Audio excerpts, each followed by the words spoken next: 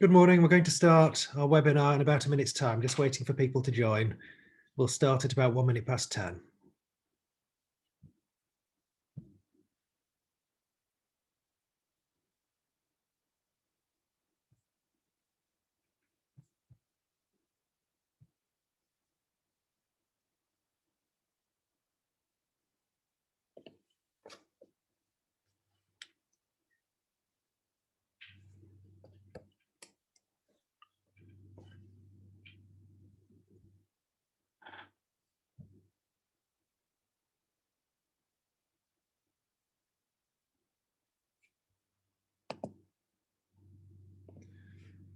Good morning. We'll start our webinar now. I see most people have now joined. Our topic this morning is on the magic of management buyouts. And what we're going to cover in this short webinar is a very short introduction to strategic corporate finance to explain why we're qualified to talk about management buyouts, what our experience is. And then Greg is going to talk about the magic ingredients to get a successful MBO away. And he's going to look at the magic from the perspective of both the vendors who are selling the company and the management team who are starting their equity ownership journey. And Greg's also going to touch on funding an MBO. I'll then talk about how we can help, really talking quite a bit about feasibilities, ensuring that an MBO is feasible before embarking down the route. So there's visibility on what can be achieved, what can be delivered, and we'll take questions at the end. So please, as we go along, if you have any questions, just use the question and answer facility, type your question in, and we'll pick up those questions at the end, as many as we can do. Just a very short introduction to strategic corporate finance. We've been going over 20 years now. We're a small specialist team of advisors advising on transactions, and most of the work we do is either a management buyout or trade disposal. Occasionally we do corporate acquisitions as well. We're very keen for our clients to give early stage advice, so that as I just talked about feasibility reviews, very keen that clients understand what can be achieved, whether that is selling to a management team, selling to a trade buyer, or carrying out an acquisition, what can be achieved. So the time isn't wasted on embarking on something that can't be delivered. So we do quite a number of valuations each month, many of which are introduced through accountancy practices. And we do exit option reviews. So that can be a management buyout feasibility review. It can be a trade sale feasibility review. It can be a review of funding that can be, should be achievable to support a management buyout or an acquisition. But quite a lot of early stage advice, so that we're all embarking on something that can then be delivered, can be achieved, and the client's aspirations can be met. We then provide lead deal advisory services to see clients through those transactions. And the lead deal advisory services, if we're acting on a trade disposal, we'll do a lot of research to identify potential buyers worldwide. We use subscription databases that are fantastic tools, and we're very familiar with using those databases and getting the best out of those databases to allow us to identify good quality buyers worldwide. Or if a client is looking for acquisitions, to identify acquisition targets that meet the client's criteria. In terms of management buyouts, we're well placed to advise clients on whether, if the vendors, whether a trade sale route or a management buyout route is likely to achieve their aspirations, and talk about the pros and cons of each of those. If it's a management buyout, we'll talk about what structure what valuation can be delivered, how it be structured, how much will be on deferred terms, the amount of management equity that might be required, what funding is likely to be achievable, and you know, as part of the lead deal advisory services, it's raising that funding, it's negotiating those deals, it's getting the deal over the line. We've been going, as I say, 20 years. We see our strengths as our experience. We do this work full time. Been doing this work full time for 20 years. We're independent. We've got integrity. We persevere because, you know, deals don't always go swimmingly from the start. They often take an awful lot of work, and there's hurdles to overcome. You know, our skill is for seeing those hurdles before we get to them, and finding solutions before these become big problems. It's a personal service. It's you know, we enjoy. I hope it comes across. We enjoy doing what we're doing. It's really satisfying to help clients achieve their aspirations. And there's a team of 3 of us who have worked together 10 years plus. We work very well together as a team. We're all very experienced. We're all chartered accountants by qualification, but we all dedicated our time to transactional deal advice full time for the last many years. There's a few examples there of some of the management buyouts that we've completed over the last few years. The same photos appear on our website and are clickable on the website. We'll tell you about each of those deals, but you can see we've acted across a variety of different sectors in getting management buyouts away, sometimes acting for the vendors, often acting for the vendors, sometimes acting for the management team, structuring the deal, raising the funding, and delivering the deal, getting it across the line. I'm going to hand over to Greg at this stage, who's going to talk about, start by talking about the magic ingredients for a management buyout. Thanks, Andrew. Morning, everybody. I'm just going to start off by talking about what are the key sort of magic ingredients for a successful management buyout. There's not many of them. The first one is that it is key to have a profitable, cash-generative business. And that's because it's the business that is going to be funding the management buyouts, repaying bank loans that have been taken out, and paying any deferred consideration to the vendors. So unless you've got a loss-making or distressed business or a startup, most businesses will sort of meet that criteria. The second thing is that it's about timing. You need to have an owner of the business who is actively looking to sell. And the most common situation we come across with clients is retirement situations where business owners are wanting to take a step back from running the business and realise the capital value that they've built up.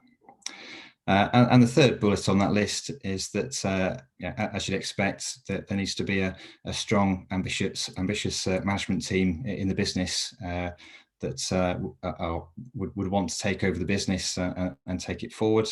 It doesn't particularly need to be a team. For a small business, it could be a single person.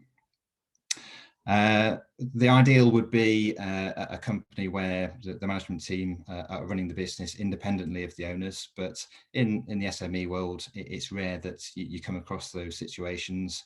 In most cases, the owners are involved to a greater or lesser extent in running the business day to day. That's not a barrier to a management buyout taking place. Very often owners remain involved post-sale with a management buyout, and sometimes that can be for many years, whilst they gradually reduce their involvement on a day-to-day basis, pass over responsibilities to the management team. And that's something that's often a very attractive feature of management buyouts for vendors.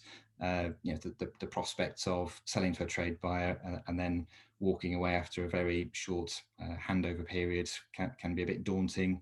Sometimes business owners want to remain involved for a longer period of time and gradually sort of fade away.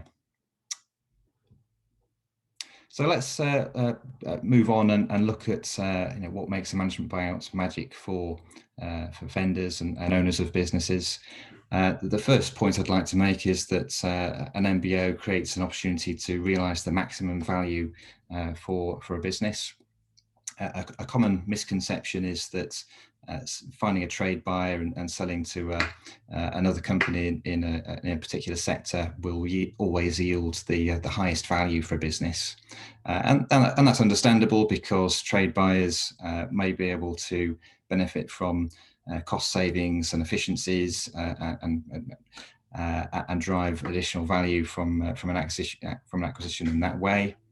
But on the other hand, it's much more likely that trade buyers will negotiate very hard on price. Almost always, trade buyers are very sort of price sensitive. Price is one of the key things for them. They don't want to overpay for a business, and they will be taking all of the risk on a transaction, even if they're borrowing some of the money from a bank. They'll be underwriting the full cost of the deal, and therefore price is an extremely important thing for them to get right.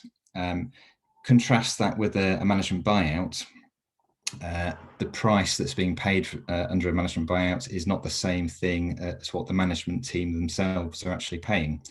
The management team would be investing some money into the transaction, some of their own money, but that would, in most cases, only go a small way towards funding the deal. It might only fund their own sort of legal fees and bank arrangement fees and stamp duty.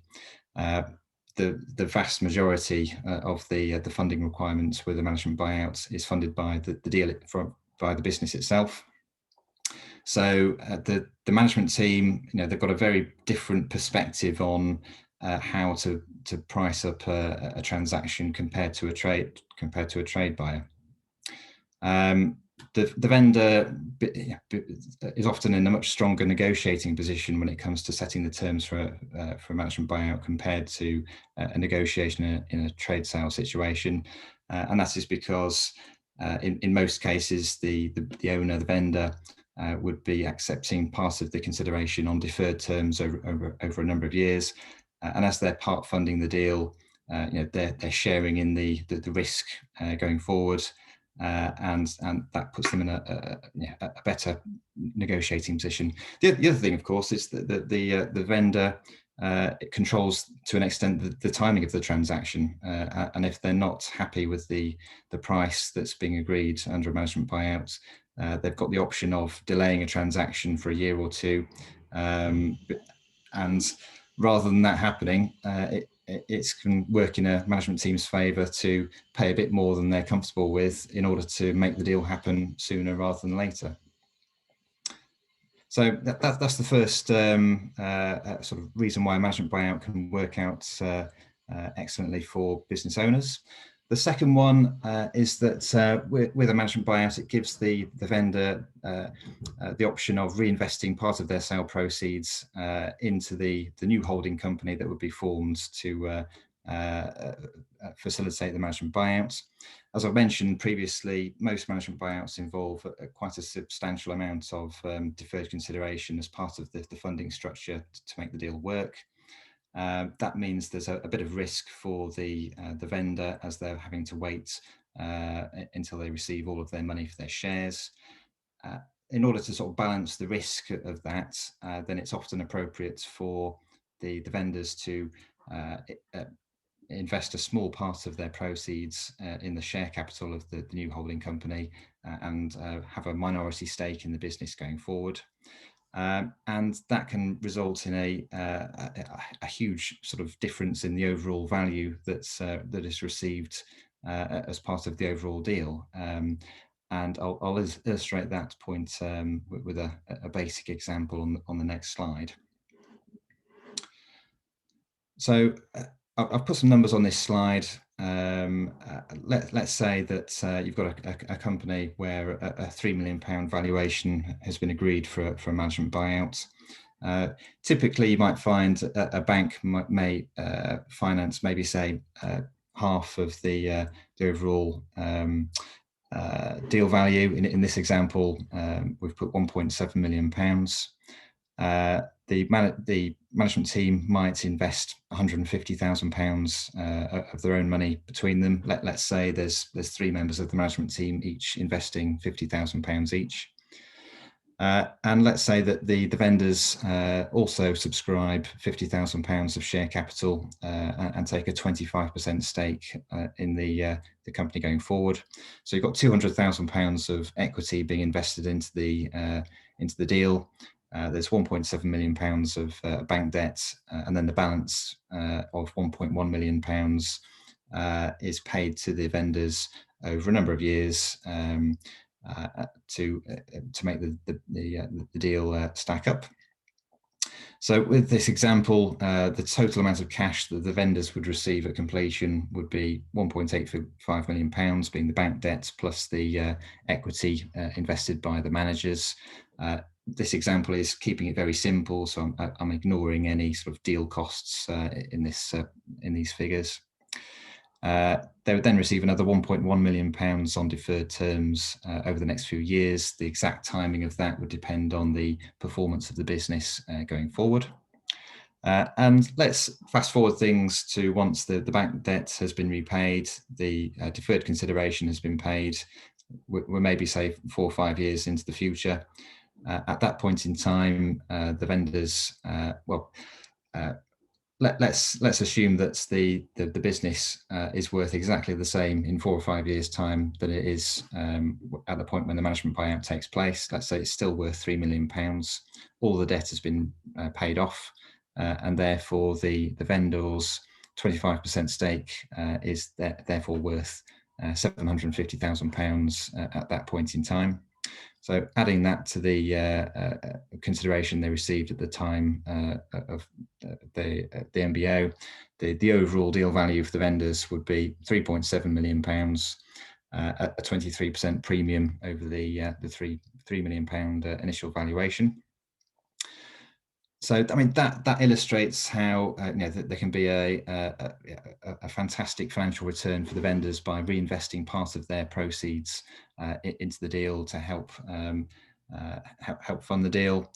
And it's important. Another important concept to talk about is the fact that some vendors might not be comfortable about leaving £1.1 million on the table and leaving that money at risk in order to fund a management buyout.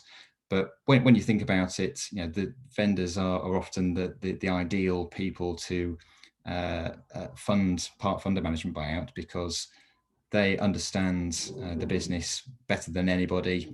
That they understand every single aspect of it. They understand the risks.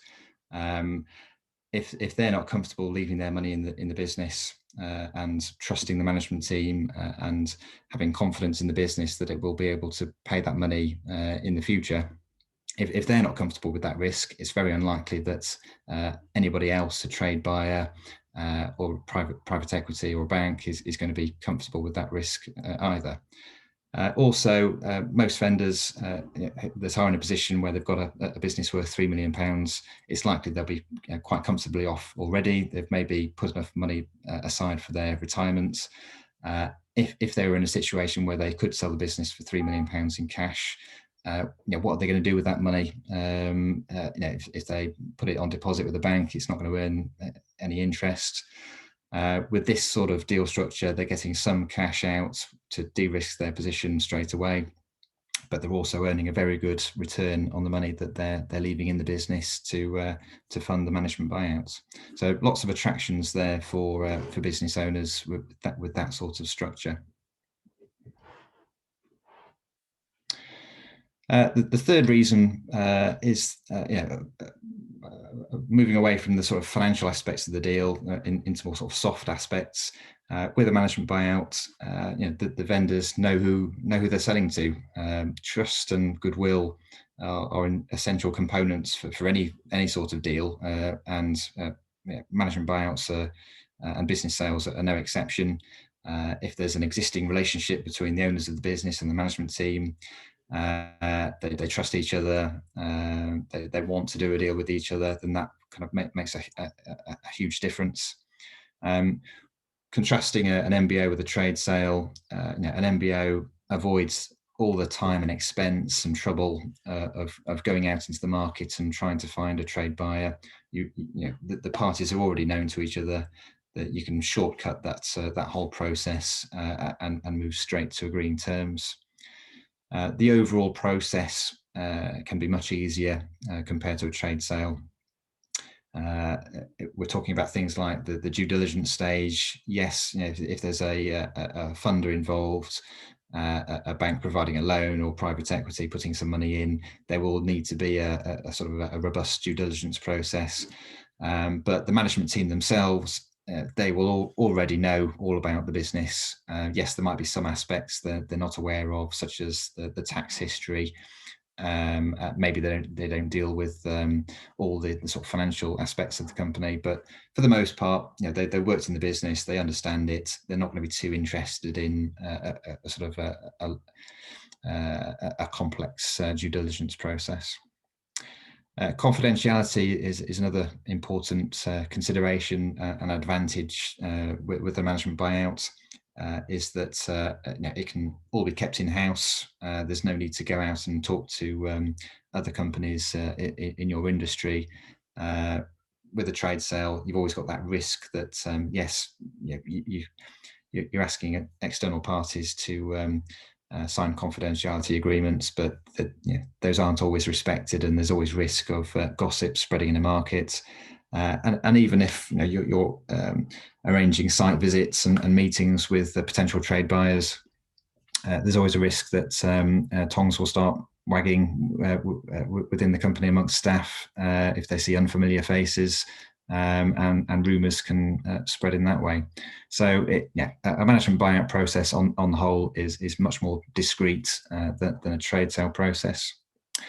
And finally, it's very common that management buyouts take place within family businesses, and in those sorts of situations, a trade sale wouldn't be appropriate, and a management buyout is the best way of transferring the business from one generation of a family to the next. The fourth advantage for vendors, and again, this is a soft reason, is that there's a chance to secure their legacy. And legacy is a word that crops up very regularly when we're talking to business owners who are thinking about how to exit. It's not just about the money they receive, it's also how they're going to feel about the transaction after it's happened. They want to look after the staff in the business. They want to make sure that their customers receive the same level of service going forward, and they want to know that the business is in safe hands for the long term going forward. So a management buyout compared to a trade sale offers a lot of attractions from this point of view. It's business as usual. There's not going to be any major changes with the management buyout compared to a trade sale. The business will remain independent. There's not going to be any sort of wholesale reorganization or sort of a business being merged into a larger group. And an important, further, this is more of a benefit for the business as much as the vendors, is that management buyouts can often be a catalyst for driving the business forward and taking it to the next stage. And this is just to do with the natural sort of cycle of how business grows. In most cases, when we're acting for business owners, they may be the founders of the business. They'll have worked extremely hard over a long period of time to grow the business from nothing to where it is today. But it's only natural that once business owners reach a certain point, they're happy with the size of the business, they're starting to approach their retirement. The sort of speed of growth slows down. The business owners sort of take a more cautious view about protecting what they've got rather than going for more growth. And it's at that sort of stage in a business's growth cycle that a management buyout can be a way of then sort of, releasing the brakes and having a sort of a new sort of ownership structure that's going to help grow the business at a faster rate and perhaps take advantage of new opportunities in the market, put more money into marketing and investment in the business for the long term. So management buyouts can be a great thing for the business as well. Finally, on that slide, management buyouts give an opportunity for the vendors to have an ongoing role after they've sold the business and retain some influence going forward. And again, that is often a sort of an attractive feature for business owners.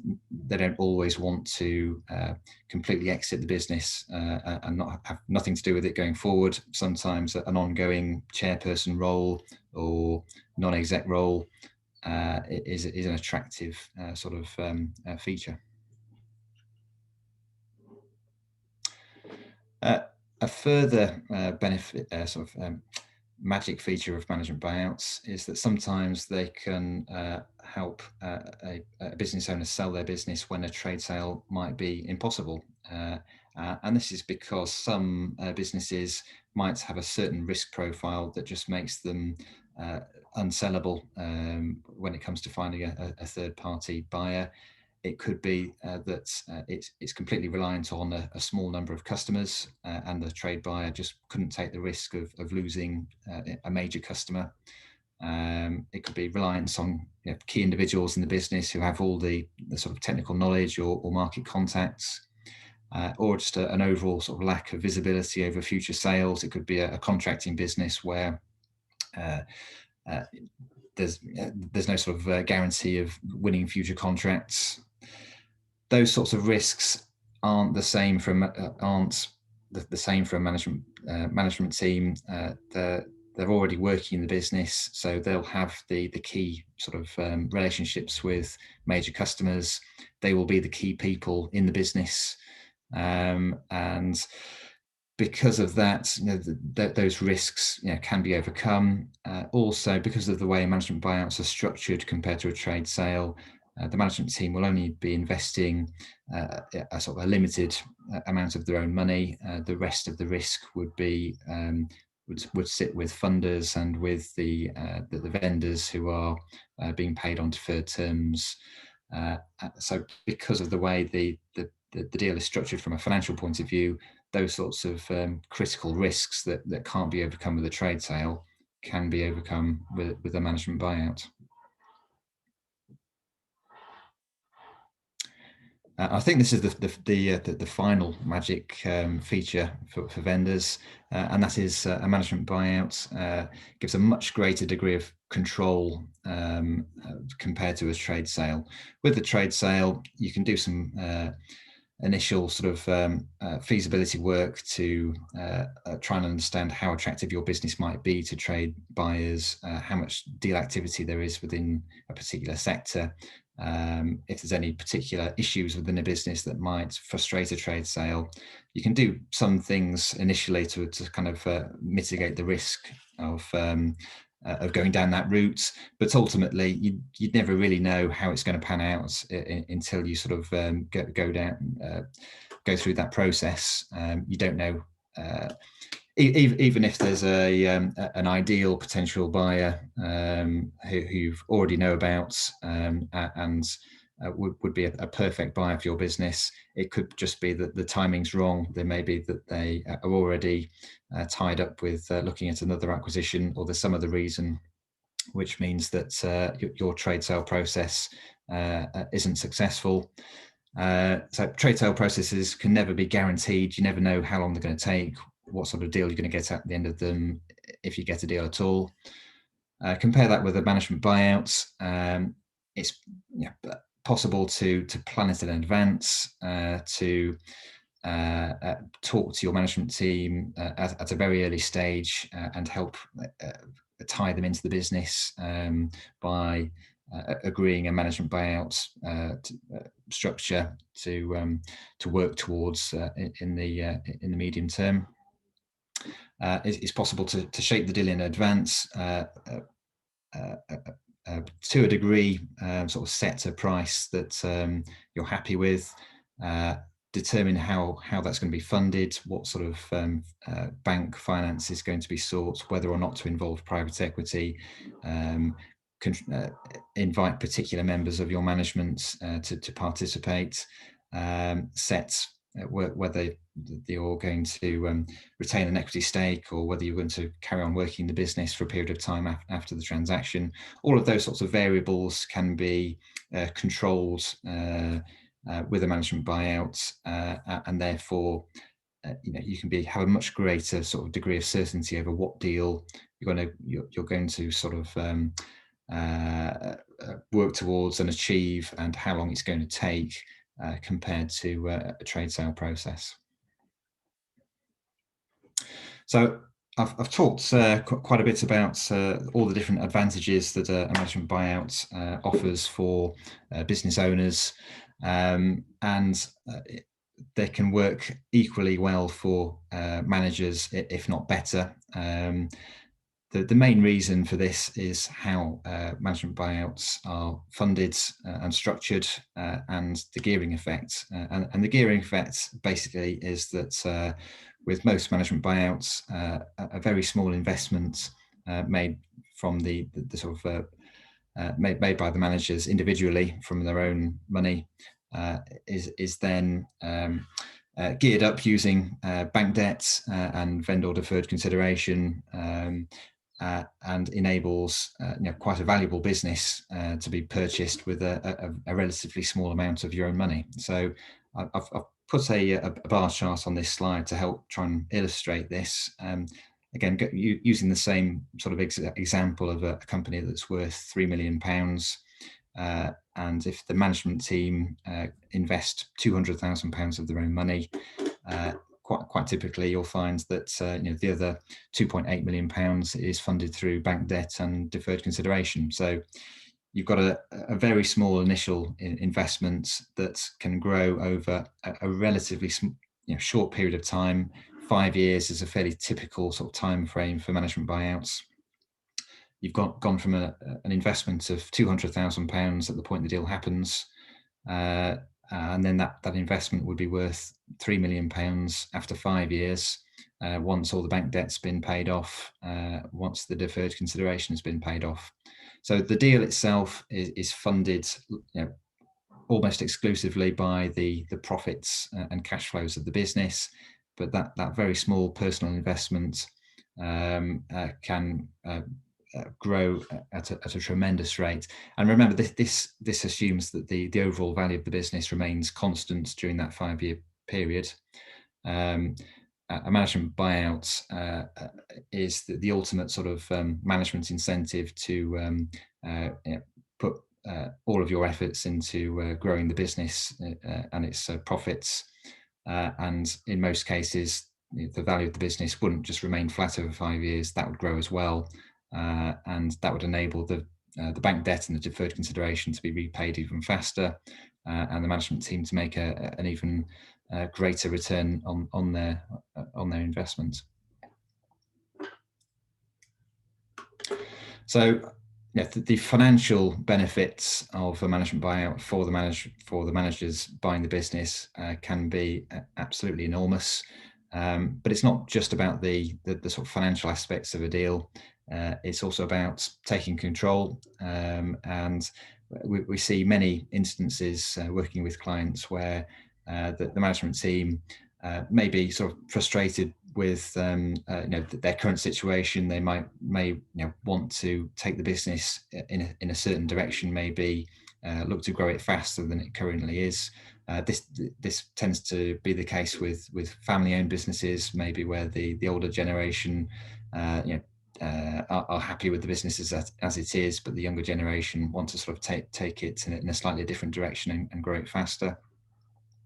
So a management buyout enables the managers to take control and sort of take the business in the direction that they want to take it in, and also it helps sort of secure their long-term future. Again, sort of contrasting a management buyout with a trade sale, the manager's positions may be under threat if the business was sold to a third party.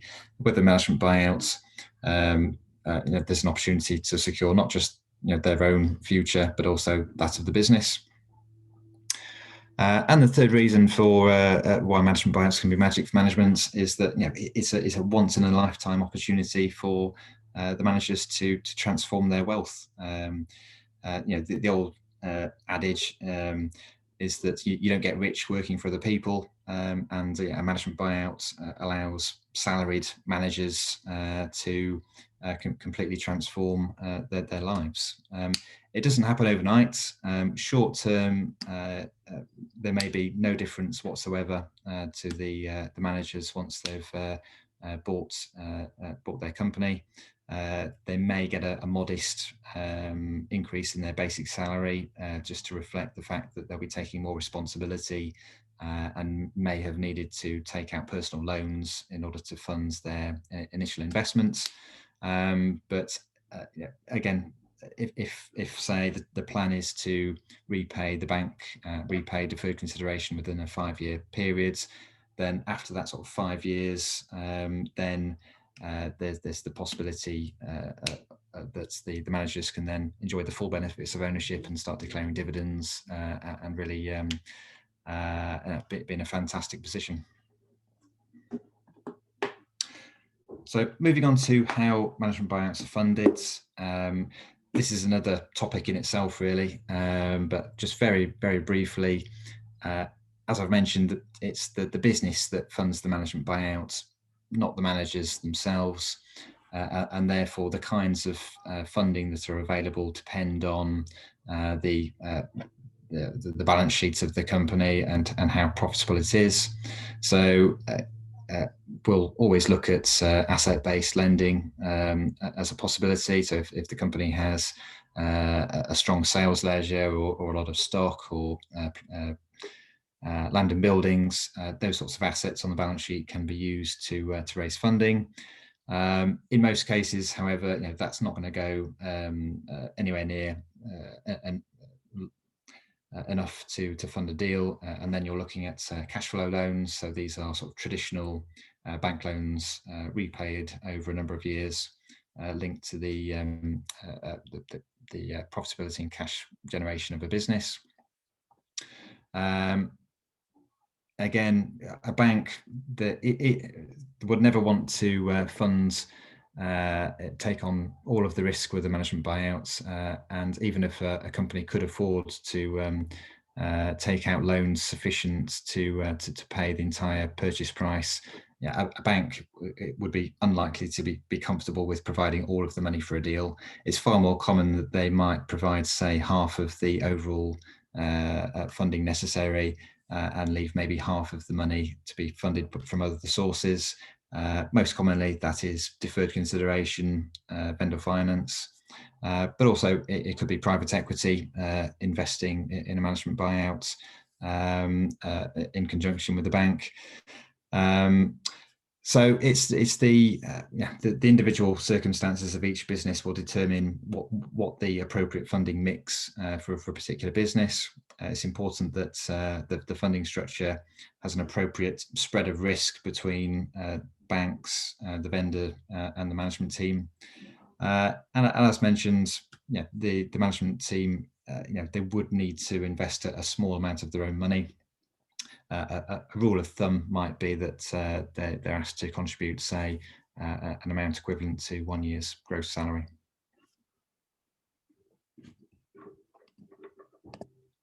I'll hand back to Andrew at this point. Thanks, Greg. Just going to talk about briefly how we can help. But can I just remind you that if you want to ask any questions, please use the Q&A facility that's either at the top of your screen or the bottom of your screen, depending on how you're viewing this webinar. And we'll get onto questions in 2 or 3 minutes time and answer as many of those as we can do. How we can help, I emphasized in the introduction that we're very keen to ensure that transactions that we act as lead deal advisor on can be delivered, that early stage advice has been taken, so that in the case of a management buyout, what has been agreed between the management and vendors can be delivered, that the funding can be raised and it can be delivered. We regularly get introduced to transactions where vendors and management have agreed between themselves what the deal's going to be, and have been stuck for the last 2 or 3 years trying to deliver those transactions. And we have one quick look at it, and it's just impossible. It's impossible to deliver what has been agreed. So early stage advice, particularly we do a number of MBO feasibility reviews each year. Really putting quite a bit of time into it, many days work, sounding out funders to make sure before embarking on a transaction that there's agreement as to what can be delivered, and the management and vendors are happy with that and it can be funded. So MBO feasibility reviews is a report often to vendors, sometimes to management, depending on who's engaged us, including our business valuation, and that's a detailed commentary, often 20 pages plus, giving our views on what is a sensible commercial valuation, review of different funding options, pros and cons, suggested MBO deal structure, including the amount that can be funded, how much would have to be on deferred terms, the likely management equity that's going to be required, if there's going to be retained equity that Greg's talked about, how that's going to work, and what sort of retained equity stake the vendors are going to get, and really laying out a roadmap on how to deliver the deal. And if appropriate, if for those clients who aren't sure whether to go down the trade sale route or go down the management buyout route, we'll do a comparison and look at the pros and cons.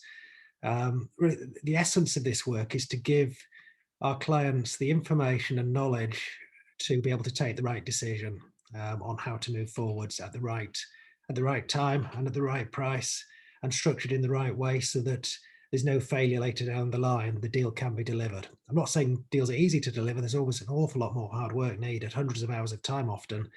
But setting out with something that we believe is deliverable gives a very, very good chance of then delivering that deal.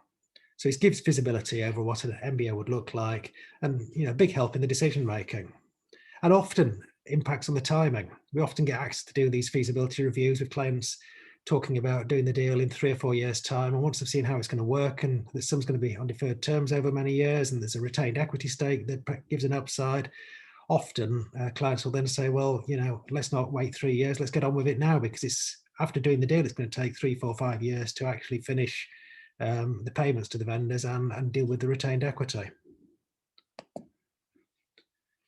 Once we've done feasibility reviews or got a deal that is deliverable, we put, as I said, hundreds of hours often into delivering that deal. So starting by making sure there's no misunderstanding on what the deal is to be delivered. So we prepare heads of terms often, or review the heads of terms and amend the heads of terms, but just making sure there's no misunderstanding on the main commercial terms. If there's funding required, which nearly always there is, we'll prepare a business plan and forecast in conjunction with the management team, and often in conjunction with the vendors as well. The unique thing about a management buyout is the vendors and management team have often worked together as one team for many, many years. And continuing that approach of working together, sharing experience, knowledge, views in putting together the business plan and forecast is valuable. We'll introduce funders. And we've often sounded out funders at the feasibility stage, so we've got a good idea as to what the funding appetite will be and which funders are likely to put the best offers forward. We'll introduce funders, attend meetings with funders, and take clients through the fundraising process. And once we've got the funding, we've got the heads of terms agreed, we've got the funding raised, there's still a lot of work in terms of the funders might need to do due diligence. There's a legal process to go through. So we work very closely with the solicitors, with the client's accountants, working in an efficient manner to bring the MBO to a completion. And as I said in the introduction, we really enjoy doing what we do. We find it very satisfying to help clients achieve their aspirations, whether that is vendors selling their businesses, often with an ongoing involvement if it's a management buyout, or whether it's managers starting their equity ownership. So we're going to move to questions now. So there's still time to ask questions. If you use the facility at the top of or bottom of the screen, we'll try and take as many questions as we can over the next few minutes. Catherine's joining us to just take us through questions that have been asked so far. I know some came in advance by email. So Catherine, can you take us through questions that you've got? Yeah, certainly. Hi everyone. Yeah, a couple of questions to kick us off with. The first one, how do MBOs work with a service-based business which might not have many assets on its balance sheet? You want to take that, Greg? Yes, certainly. A service-based business doesn't present any barrier to raising finance for a buyout. It just means that we would be looking at cash flow lending from a bank, which would be determined by the profitability of the business and its cash generation. So again, rule of thumb, you might be looking at 2 times EBITDA or profit before interest and tax as the amount of a loan that could be raised from a bank for a service sort of based business. For higher growth businesses or larger businesses, we could also look at private equity investment as well as part of the funding mix. And as I talked about, deferred consideration is also another important part of the funding structure for most management buyouts. So a lack of assets on the balance sheet, it's certainly no sort of barrier to funding a buyout. So we've done plenty of management buyouts of service-based businesses, and service-based businesses do have some assets. They have trade debtors often, and often funders would like to exhaust the sales ledger financing options before they talk about cash flow loans. So the most important thing in getting a management buyout away usually is having a good track record of profitability, hopefully fairly consistent profitability. If it's a slight upwards trend, even better, but good level of profitability and low risk factors in the business. The funders are confident that the profitability will continue. Those are the most important attributes. It doesn't really matter if it's manufacturing, construction, service-based. It's about that level of profitability and the visibility on future, the belief that that future level of profitability will continue, that allows us to get the deal away. That's not to say if you haven't got that we can still get deals away, but they tend to be structured in a slightly different way. But there's, we're happy to look at any, talk to any potential clients about what we can achieve for them. And, Greg highlighted that sometimes you can get management buyouts away for businesses that you couldn't sell through a trade sale. So management buyouts, there's different ways of doing it. It's fairly flexible. And for most clients, we're able to find, as long as you've got the management team who in their DNA have got the willingness to take the responsibility of ownership and the ability to run the business, then usually through a management buyout, we can find a way of delivering a deal. Okay, thanks both of you. The next question, is entrepreneurs relief still available for a business owner in a management buyout situation? It's changed its name recently. It's now called Business Asset Disposal Relief. And as at today, yes, it is still available. The limits have been dropped to £1 million lifetime limit. We were at £10 million lifetime limit only 18 months ago, or even 14 months ago, we're at £10 million lifetime limit.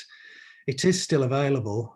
Whether it'll still be available after the next budget, there's a big question mark. And whether capital gains tax rates will go up significantly on company disposals, business disposals in the next budget, there's a big question mark, because there was a discussion paper issued last November, and the government in the latest budget red book are forecasting capital gains tax receipts to go up by more than 50% over the next 3 years. And we don't know when the next budget is, I don't think, but they may revert back to budgets in October. So we might have got a 6-month window of opportunity to get deals away before the tax rates change significantly. But as at today, yes, you've got a lifetime limit of £1 million at 10%. Whether we've got that in 7-8 months' time, who knows? Okay, thanks, Andrew. The next question, what's the current funding environment like for MBOs? Greg, do you want to take that? Yeah, certainly. The funding environment is excellent for transactions and management buyouts at the moment. There's plenty of alternative funders in the market with funds actively looking to invest in management buyout. The government has obviously been aiming to prop up the economy with subsidised and guaranteed loans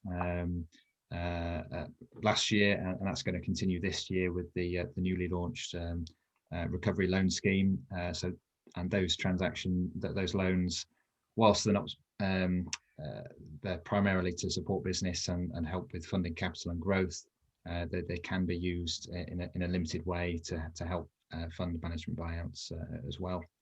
But yeah, I mean, we've completed 2 management buyouts in the last few weeks, and we found that there was a wealth of different funders looking to support those 2 transactions, and overall the funding environment is very, very favourable. Okay, thanks, Greg. Just flipping back to entrepreneurs relief, a question's just popped up. Just building on what we said earlier, Andrew, if the vendor takes a shareholding in the new company, is entrepreneurs relief still applicable? As long as we're not tax advisors, so we'll give our view as a corporate finance advisor, having worked with many different tax advisors.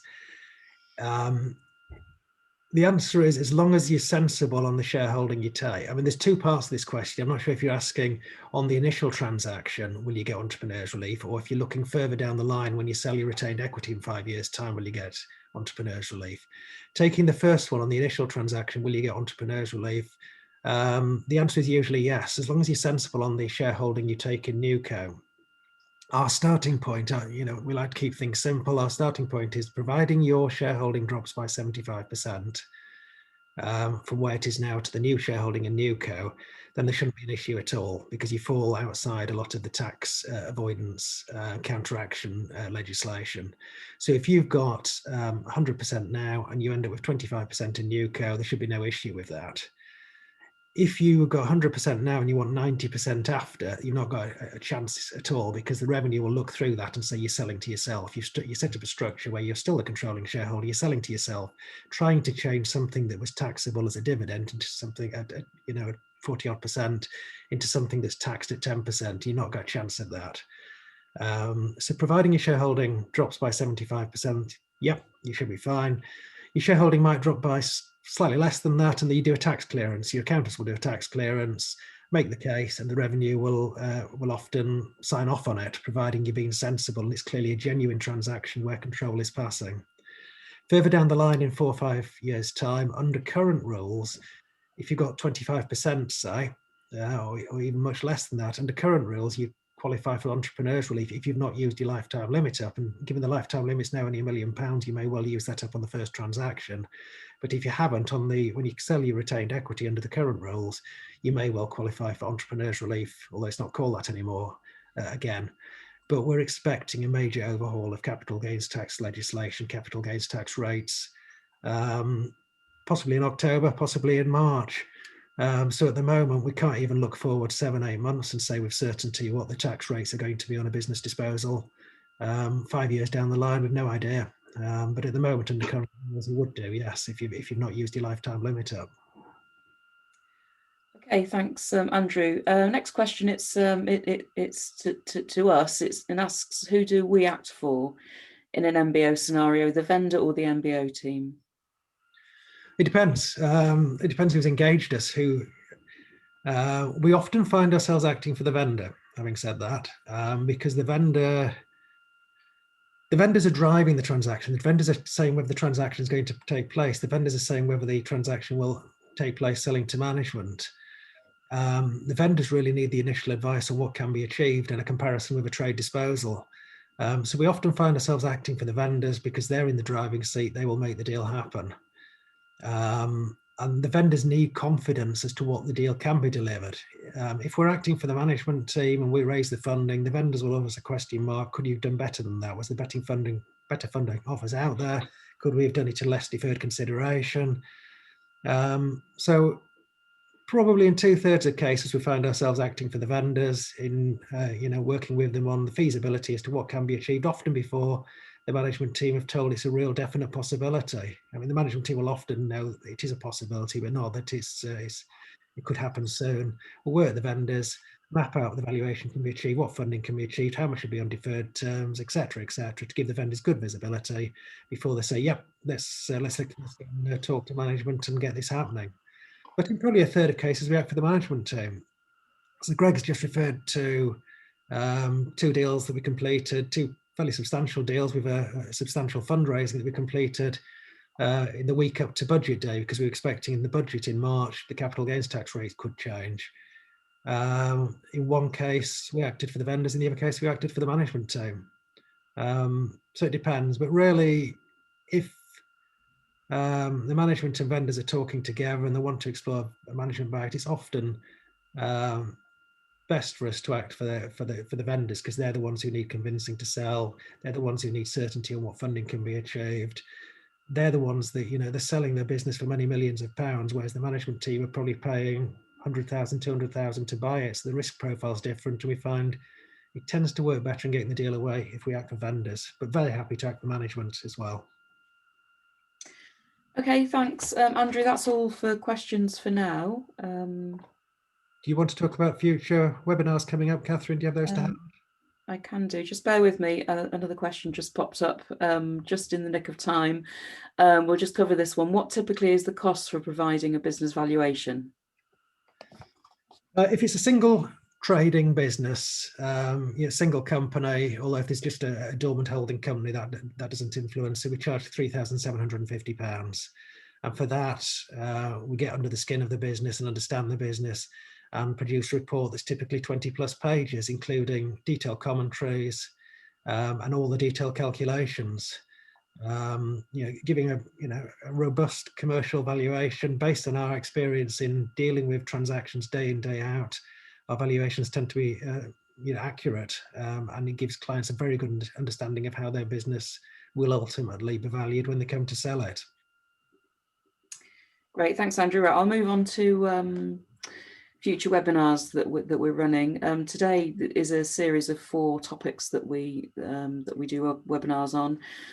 Typically once every 3 or 4 weeks. So the next one is on the 12th of May, and it covers what you need to know about selling your business to a trade buyer, so to another trading company.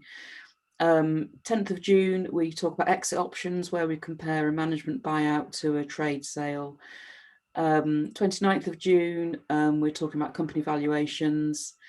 And then we come back around to MBOs in the middle of July, 14th of July. So a few more dates coming up. If you're interested in any of those, booking a place, email me or click on the relevant page on our website, on the events page, and we'll book you on. Lovely. Thanks, Catherine. Thank you for listening today. There will be a recording of this webinar put on YouTube later today. So if you've got any colleagues who would like to watch it, or if you missed part of the webinar, Catherine will be in touch, and just ask Catherine and she'll send you the link to the webinar.